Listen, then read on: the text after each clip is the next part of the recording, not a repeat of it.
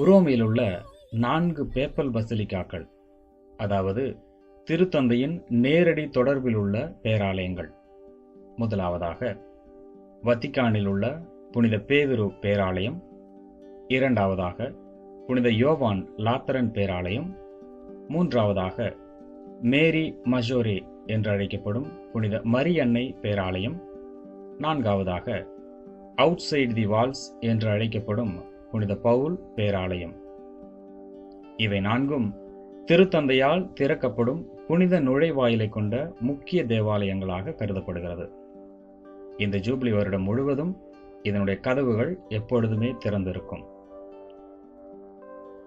முதலாவதாக கத்தோலிக்க திருச்சபையின் உலகளாவிய தலைமையகமாகவும் திருத்தந்தையின் இல்லமாகவும் உள்ள புனித பேதுரு பேராலயத்தின் வரலாறு 4ஆம் நூற்றாண்டில் பேரரசர் கான்ஸ்டன்டைன் புனித பேதுரு அடக்கம் செய்யப்பட்ட இடத்தில் ஒரு பசிலிக்காவை கட்ட முடிவு செய்தது முதல் தொடங்குகிறது.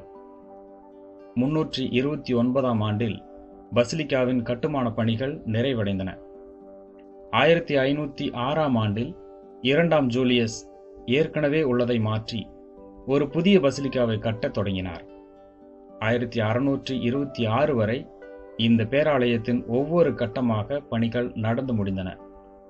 உலகின் மிகப்பெரிய பேராலயம் என்கின்ற புகழ் பெறுகிற இந்த பேராலயம் உலகின் தலை சிறந்த கலைஞர்களான பிரமண்ட், மைக்கேல் ஆஞ்சலோ, பெர்னினி மற்றும் மதிர்னோ போன்றவர்களின் கை வேலைப்பாடுகளால் உருவானது. அதோடு ஆலயத்தின் உள்ளே நுழையும் போது மைக்கேல் ஆஞ்சலோவின் பியத்தா என்று அழைக்கப்படுகிற இரக்கத்தின் அன்னை தனது மடியில் மரித்த இயேசுவின் உடலை தாங்கியிருக்கின்ற சுரூபமும், கத்திட்ரா எனப்படுகிற திருத்தந்தையரின் இருக்கை, வெண்கலத்தாலான புனித பேதுருவின் சுரூபம், பேராலயத்தின் வலதுபுறத்தில் உள்ள சிஸ்டைன் சிற்றாலயம் மற்றும் திருத்தந்தையர்களை தேர்வு செய்யும் போது பயன்படுத்தப்படுகின்ற புகைக்குழாய், பேராலய வளாகத்தில் உள்ள திருத்தந்தையர் மற்றும் புனிதர்களின் உயர் தியாகத்தின் நினைவு தூண் மற்றும் ஆன்மீக வாழ்விற்கு வழிகாட்டிகள் பல இந்த பேராலயத்தில் நாம் காண முடியும். அதோடு திருப்பலி பீடத்தினடியில் புனித பேதுருவினுடைய கல்லறையும், அவர் வழி வந்த திருத்தந்தையர்களின் கல்லறைகளையும் புனிதர்களின் கல்லறைகளையும் பேராலயத்தின் அடியில் அமைந்துள்ள குகைகளில் நாம் காண முடியும். இரண்டாவதாக புனித லாத்தரன் யோவான் முதன்மை பேராலயம். இது உரோமை மறைமாவட்டத்தின் தலைமை கோவிலும் உலகளாவிய கத்தோலிக்க திருச்சபையின் முதன்மை கோவிலும் ஆகும். உரோமை மறைமாவட்டத்தின் ஆயராகவும் அனைத்துலக திருச்சபைக்கும் தலைவராகவும் உள்ள திருத்தந்தையின் ஆட்சி பீடம் அமைந்த கோவில் இது.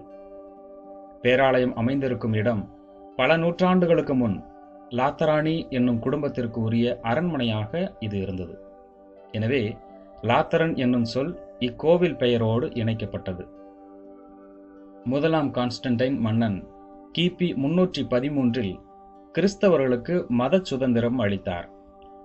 அவரே லாத்தரன் குடும்ப நிலத்தில் ஒரு பெருங்கோவில் எழுப்ப வழி செய்தார். 1ஆம் சில்வஸ்டர் என்னும் திருத்தந்தை அக்கோவிலை கிபி 324இல் தூய்மைமிகு மீட்பராம் கிறிஸ்துவுக்கு நேர்ந்தளித்தார். 9ஆம் நூற்றாண்டில் 3ஆம் செர்ஜியூஸ் என்னும் திருத்தந்தை இக்கோவிலை திருமுழுக்கு யோவானுக்கும் அர்ப்பணித்தார்.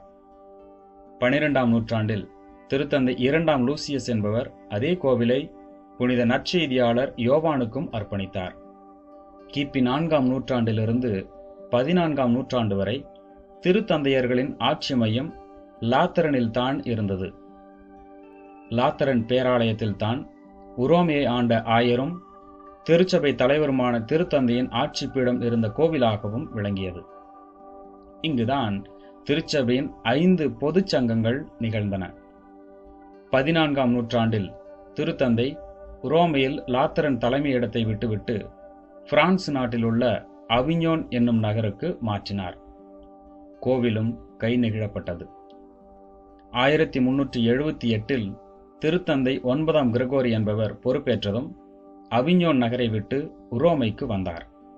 ஆனால் லாத்தரன் கோவிலும் தலைமையிடமும் சீரழிந்த நிலையில் இருந்ததால் திருத்தந்தை வத்திக்கானுக்கு சென்றார். 1650இல் தான் இந்த லாத்தரன் பேராலயம் அழகுற சீரமைக்கப்பட்டது.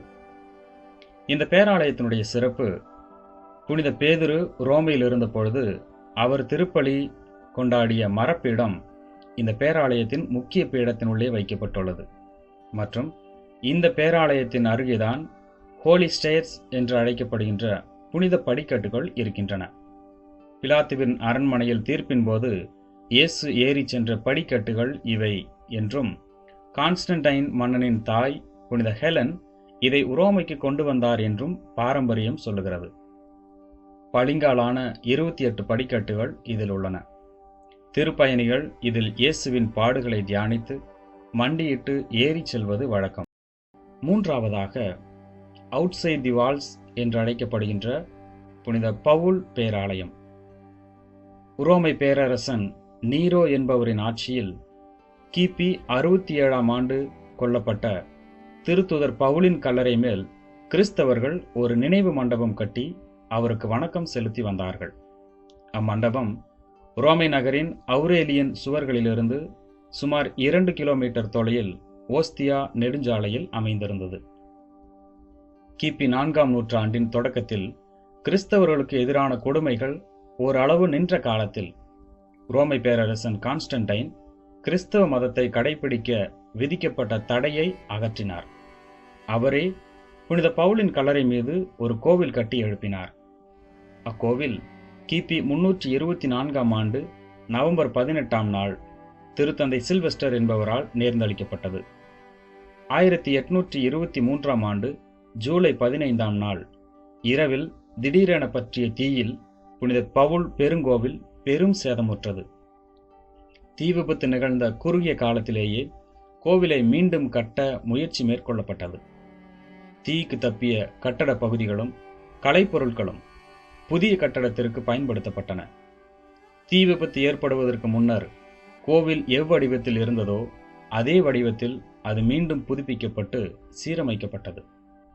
1840ஆம் ஆண்டு திருத்தந்தை 16ஆம் கிரகோரி கோவிலின் பீடத்தை அர்ச்சித்தார். அண்மை காலத்தில் கோவிலின் கீழ் நடத்தப்பட்ட அகழ்வாய்வின் பயனாக புனித பவுல் அடக்கம் செய்யப்பட்ட கல்லறை கண்டுபிடிக்கப்பட்டது. இந்த கல்லறை மற்றும் அவர் சிறையில் இருந்தபோது அவரது கைகளை கட்ட பயன்படுத்தப்பட்ட சங்கிலி தற்போது பீடத்தின் அடியில் அமைந்துள்ளது. இறுதியாக, சாந்தா மரியா மஜோரே என்று அழைக்கப்படுகின்ற புனித மரியன்னை பேராலயம். லத்தீன் பெயரில் உள்ளது போல தமிழில் பனிமய அன்னையின் கோவில் என்று அழைக்கும் வழக்கமும் உண்டு. இக்கோவில் ரோமை நகரில் எஸ்கிலின் என்னும் ஒரு குன்றின் மீது கட்டப்பட்டது.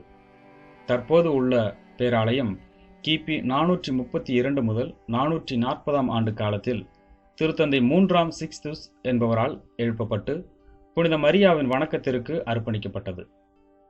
நீண்ட காலத்திற்கு முன்பே இந்த பேராலயம் saint Mary of the crib என்று அழைக்கப்பட்டது. இந்த பெயர் இயேசு கிறிஸ்து பிறந்த தொட்டில் மற்றும் போப் 1ஆம் தியோடர் காலத்தில் தேவாலயத்திற்கு கொண்டு வரப்பட்டதாக நம்பப்படும் 4 சிக்கமோர் மர பலகைகள் காரணமாக வழங்கப்பட்டது.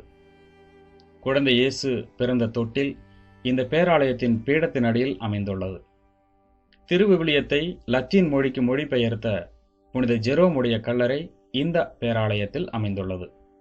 அதோடு நற்செய்தியாளர் புனித லூக்கா வரைந்த புனித அன்னையின் திருவுருவப்படம் ஆலயத்தின் இடதுபுறம் அமைந்துள்ளது. இன்றும் இது ரோமானிய மக்களின் பாதுகாவலி என்று அழைக்கப்படுவது குறிப்பிடத்தக்கது. இந்த திருவுருவப்படத்தை காண மறைந்த திருத்தந்தை பிரான்சிஸ் அவர்கள் அடிக்கடி இங்கு வருகை புரிந்தார்.